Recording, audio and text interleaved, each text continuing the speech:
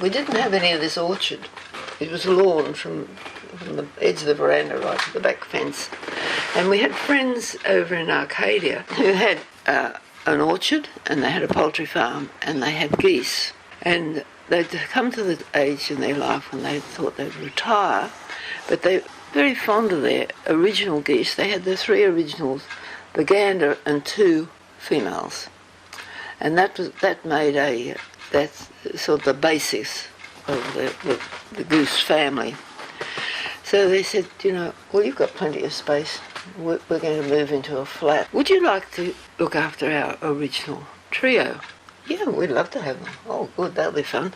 So Max dug a pond, which was about 15 foot square around, I suppose. And yes, that's what they wanted. Everything was perfect. We had bush and scrub and trees and goodness knows what around the place as well. And he said, when he brought this trio around, he said, if they like you and like the environment, they'll breed. They fell in love with us. They're both females, were sitting on batches of eggs in no time at all. And the poor old gander, his job was to look after them. And when they'd go off to have a swim, and they had to keep their feathers damp because they needed the humidity to help the eggs to hatch, I suppose. And as one would go off the nest, he'd have to sit on, he'd stay there and well, I don't know about sitting on them, but he watched the eggs, and he'd squawk and call out to her when he got bored, and she'd have to get off the water and come back. And we got to know these geese personally. They had a system going, and then there was the old mother goose. She seemed to be a little more bossy than the other female, and if she squawked, he'd run to whatever she wanted. And anyway, the little goslings came out, and the first thing they did with them, the mother goose would take them over and introduce them to the pond. And because they were so fluffy, they couldn't sink. They were just floated on the surface. Because we wondered about this. I thought, gosh, she's got to teach them to swim. But she didn't have to teach them anything, because they were like little balls of fluff, and they just floated around on the water. And she'd watch them, and then when she'd go, they'd follow her back. Anyway, they had clutches of about 10 or 12, I think, at the time.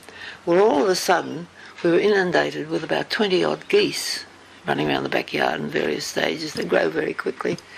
And what lawn we had was looking a little bit sparse. And then they'd peck at the sides of the pond to make it bigger, because they needed a bigger pond, you see. And suddenly the pond was coming, sort of halfway down the yard. And Max said, I think I'll put some tin round this side. We do need a bit of lawn.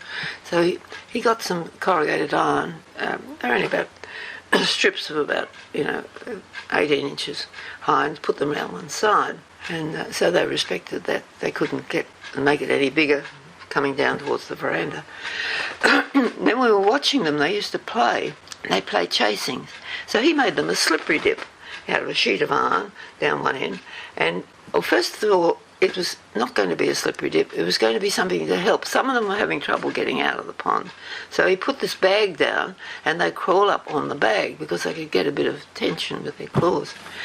And then he found they were using the bag to sort of play with. So he then put a sheet of iron, a scoop shape, down one end, and they were onto it straight away, and they used it like a slippery dip. Whoops, they'd go following each other down there. Well, this was great entertainment, so we used to ring our friends and say, you'd like to come over on Sunday afternoon for a cuppa?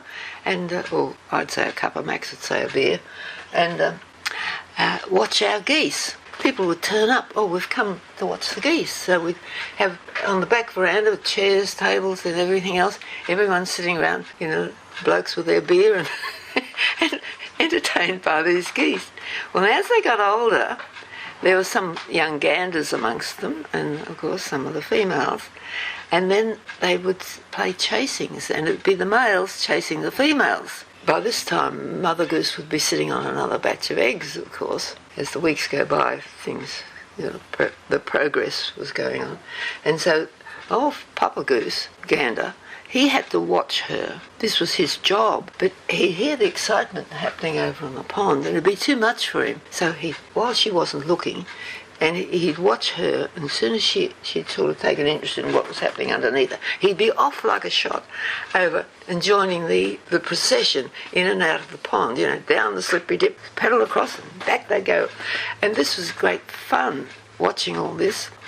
And then they started mating. Well, that's when Father Gander at least, he was particularly interested because the young ones weren't getting it right at all. So he decided he'd show them, this is the way you do.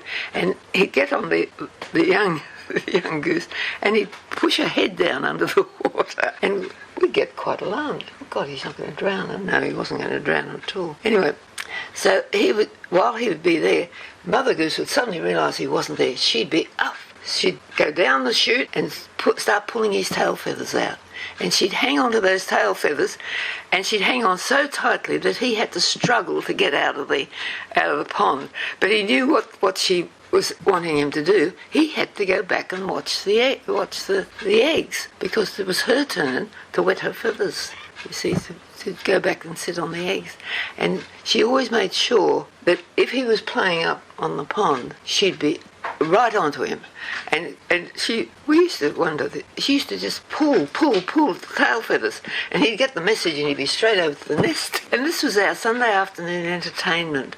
And we entertained all our friends would just turn up, they'd turn up with their bottles of beer. Oh, well, Jones's geese are active, I believe, at the moment. We've come to watch. And if you can think of anything more stupid, of Sunday afternoon entertainment in the suburbs, watching the performance going on in the pond in the back.